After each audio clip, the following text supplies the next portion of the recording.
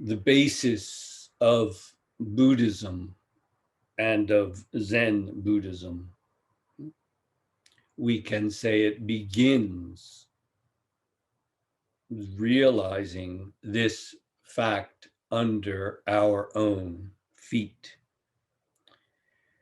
To put it bluntly, directly, the deluded self, the seeking self, the self-centered self doesn't have a leg to stand on. It doesn't have a foundation. It is coming and going, arising and ceasing, wavering, unstable, without foundation. Thus, it cannot come to rest in itself or in anything else. Without realizing this, in a sense, you can't begin. Again, obvious, but this is the basis of the opening of Buddhism and of Zen.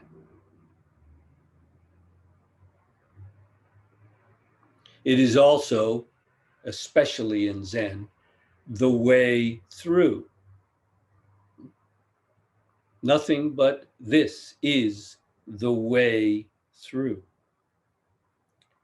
But you must come to see it for yourself, as yourself. What we call me, I, myself,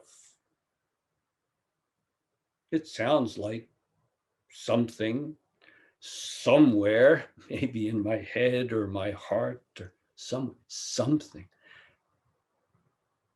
But what really is it?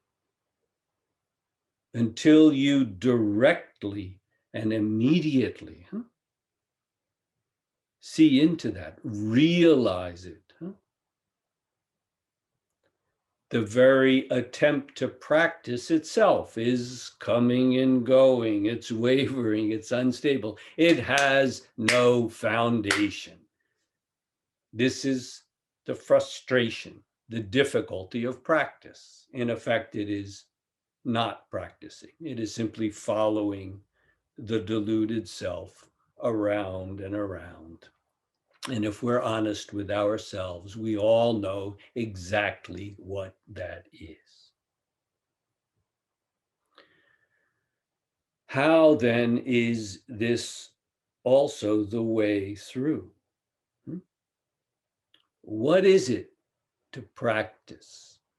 If we cannot stand on the standpoint of the self, well, where then do you stand?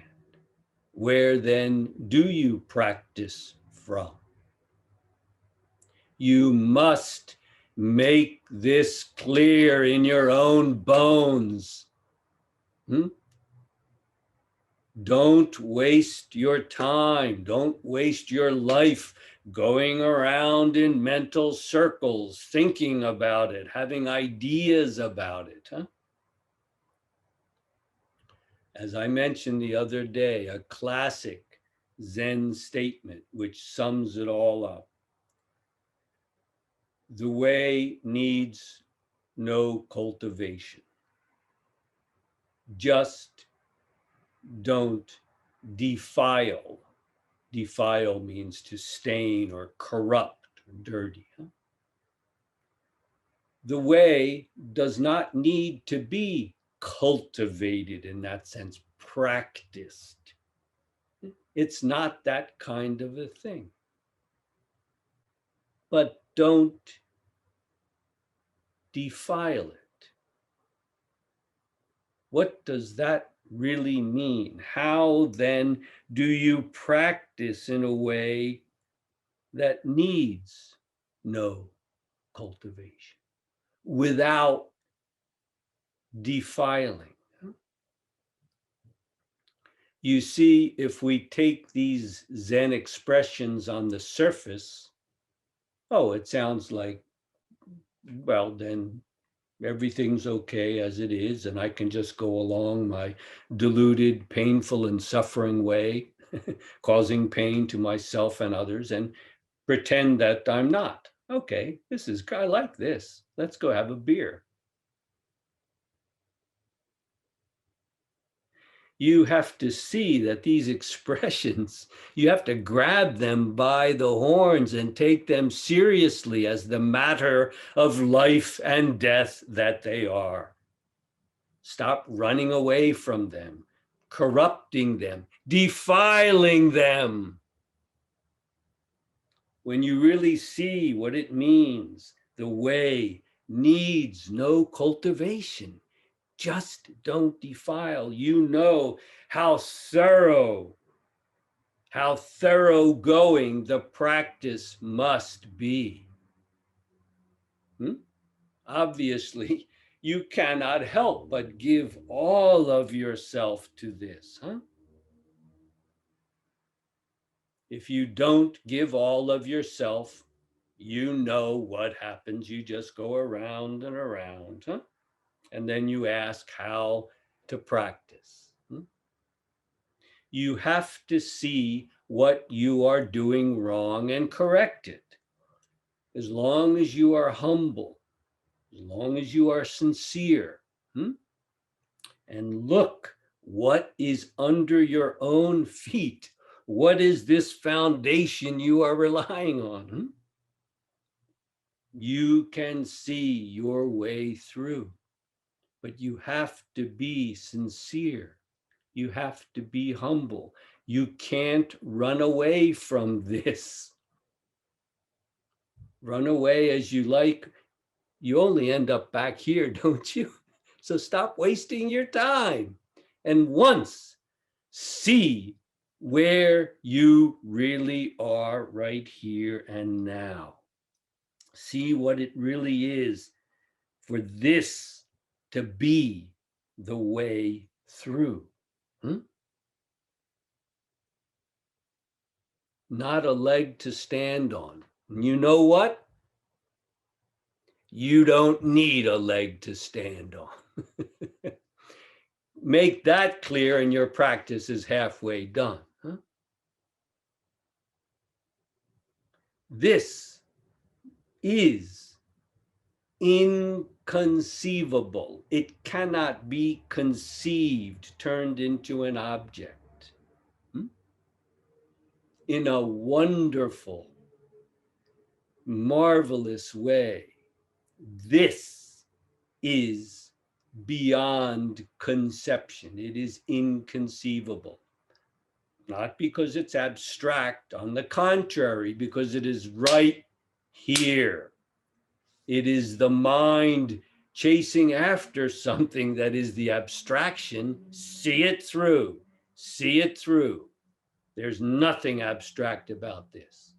It is the mind going off, creating thing. That is the abstraction. In a wonderful way, this is beyond conception, before conception. It is also unknowable. It cannot be grasped and known as an object. Again, not because, oh, it's some mystical, fuzzy thing. No, it's because it's this. Thus, it is also ungraspable. It cannot be grasped in a very, very good sense. Who is it that is grasping? Again, I'm not talking about anything abstract. I'm talking about this pen here. This is inconceivable, unknowable, and ungraspable.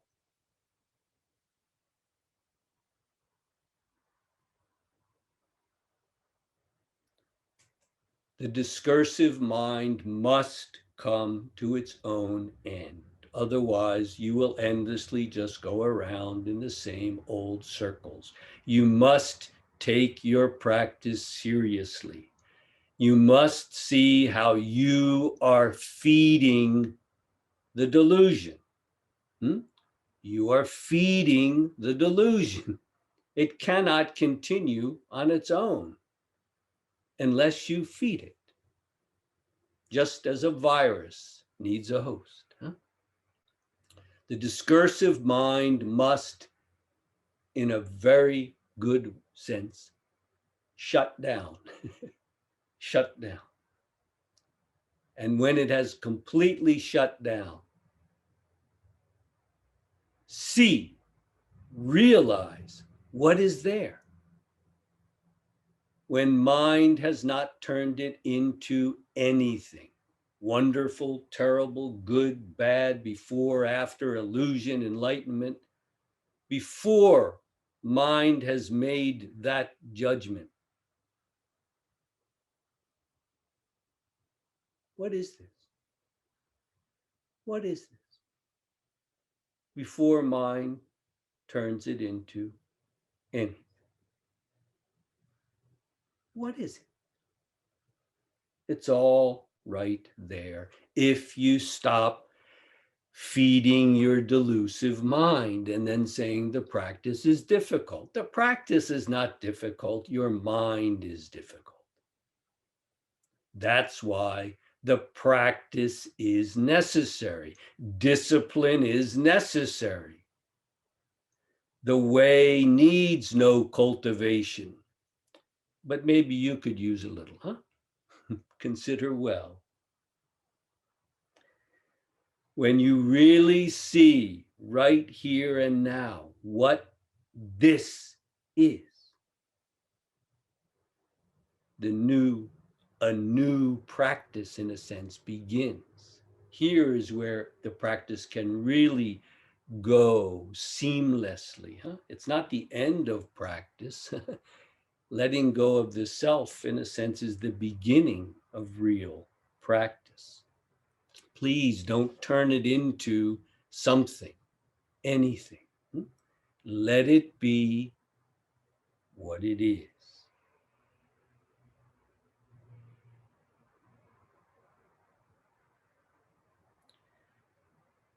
The way needs no cultivation. Just don't defile it. Matsu, or in Japanese, Baso, early Chinese Zen master.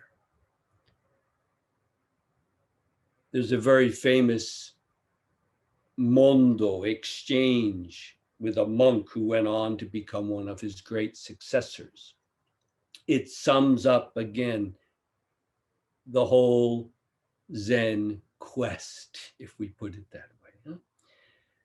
A monk who went on to become one of the great masters after Matsu came to Matsu Baso, and he humbly asked about awakening and said, I am seeking awakening. Baso, the master, said, without realizing your own treasure, literally, it's the treasure of your own house, very, very concrete, the heirloom, the precious treasure of your own home. Without realizing your own treasure, you leave home and come here seeking. I don't have a thing. What are you seeking? The monk says, well, what is this treasure of mine, my own treasure? What is this? And again, the master Baso responds, you now asking are your own treasure. It's perfectly complete, nothing lacking. Use it freely. Why seek elsewhere? What do you do with that, huh? What are you going to turn that into, huh? How are you going to understand that? Hmm? Don't understand it, realize it. It's as clear and straightforward as can be. Huh? Again, this is the same Basso who says the way needs no cultivation, just don't defile it.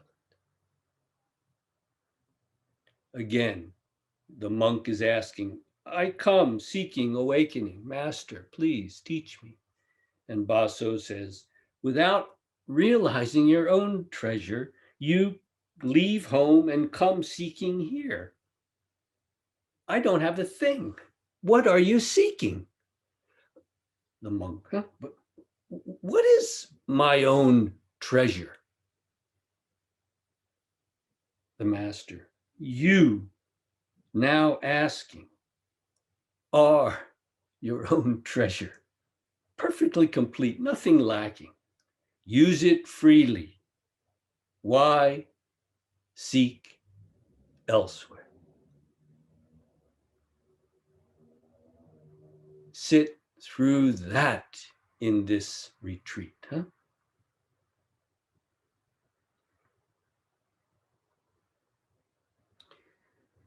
This same early Chinese Zen master, Baso, is also one of the two masters in the next exchange. This exchange really shows what you must go through, everything and nothing. A monk comes and he asks for instruction. He's now asking a partner of Baso.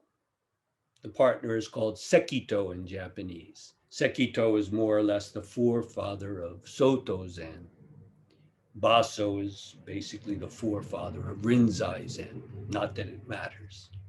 But these are two very important early Zen masters, and they often sent their monk disciples to each other.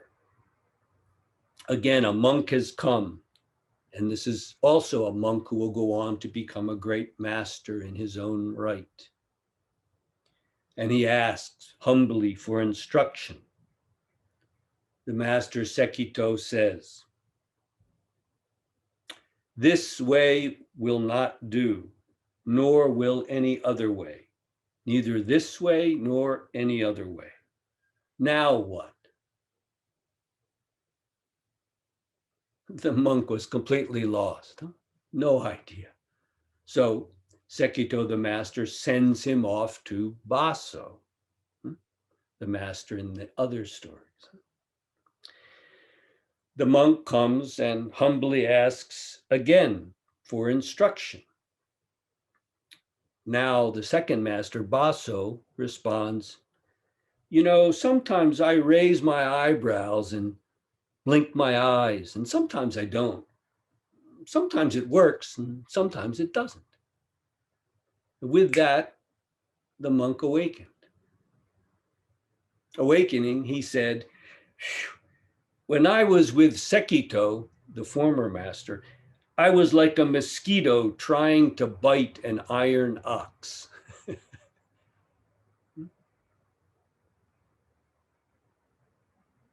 Again, be careful not to misunderstand what is being said here. Baso is not the winner and Sekito is not the loser. Without Sekito putting a stop to everything for that monk with his first statement, this will not do, no other way will do either. Now what? It's very unlikely that without that, he would have been able to realize it with the second master, who, in a sense, said the same thing, but he turned it completely on its head. Instead of taking away everything, he simply gave it back. Yeah, sometimes I blink, sometimes my eyes, sometimes it works, sometimes it doesn't. He's not saying anything different, and yet he's turned it on its head. But you have to see how important both of those statements are and how they are working together. This is something that in the beginning was very spontaneous and very natural, as it should be. Of course, as you all know, eventually this became a kind of a curriculum with a bunch of graded koans and set answers and so on. But as you can see here in these examples, these are spontaneous, natural responses at that time, at that place, to that person's one question, the question that they were.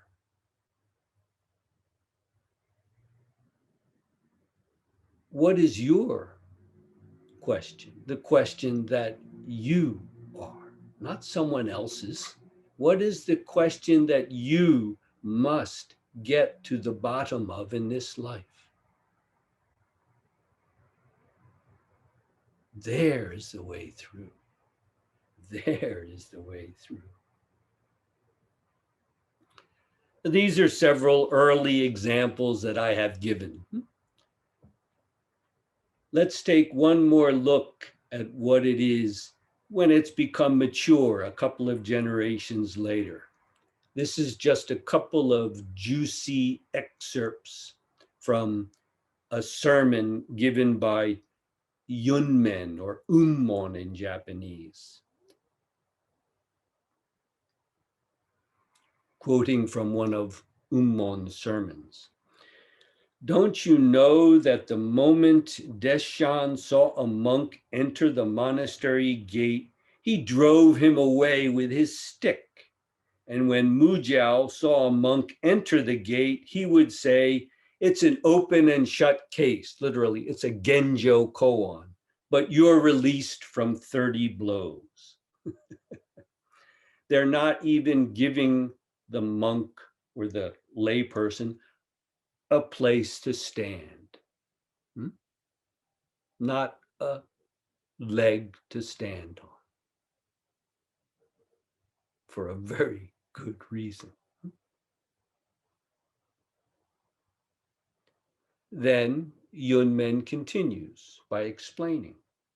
Our predecessors, the ones who came before us, our predecessors offered koans, literally entangling vines or koans to aid us, to help us in our practice. And then he gives a couple of examples. The whole world is nothing but you.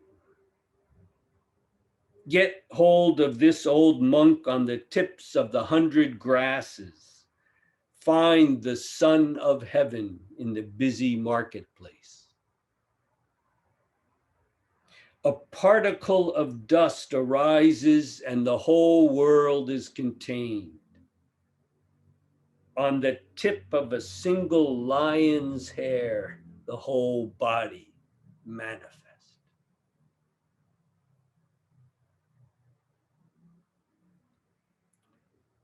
Yunmen then explains further in his sermon. He says, get a good grip and inquire thoroughly. After some time, an entrance will naturally open. No one can do it for you. It is each person's own task. This is the fundamental practice of genuine Zen. It is all you need. Yes, genuine guidance can be a great help, but face it, you can be sitting at the feet of Gautama Buddha, and it won't do you the least good if you don't clean out your ears and listen with your whole being, and then give yourself to that practice.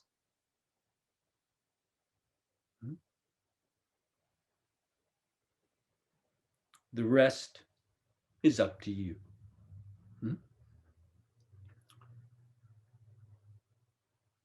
Please take a moment if you would like to stand and stretch. Thank you for listening.